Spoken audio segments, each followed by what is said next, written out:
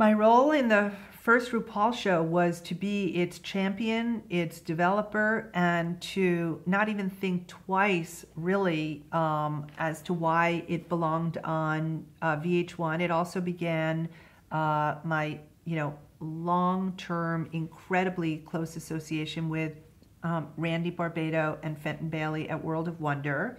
And of course, they still produce RuPaul's Drag Race.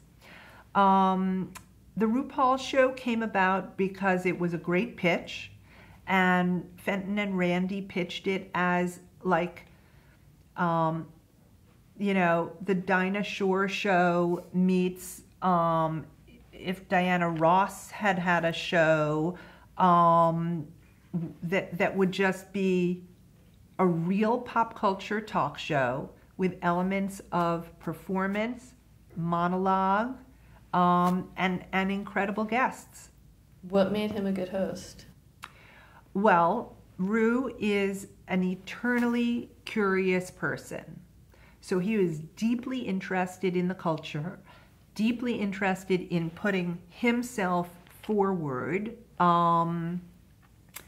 It was, at that moment where he was coming off the runway himself and had his big music video hit and wanted to be, a real part of pop culture and could inform through a deep appreciation of other people's art.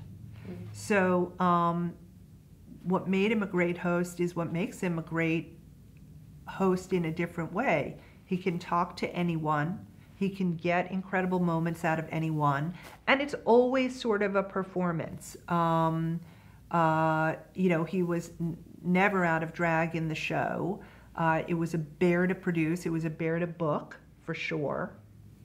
But we loved it, and we knew it was important programming for the network to have this daily talk show. And it did really well. It really did. I had to get my green light, done. I don't remember anyone saying like, no, there's no way we're going to do it. This is not us.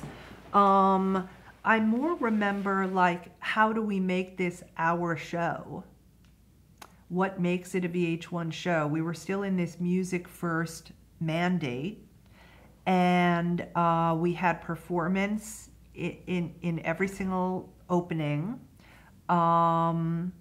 We tried to make it as topical as we could, although we couldn't afford to not gang shoot it, to shoot it every single day with a guest every single day. We shot in these 3-week blocks and shot our season in those 3 weeks.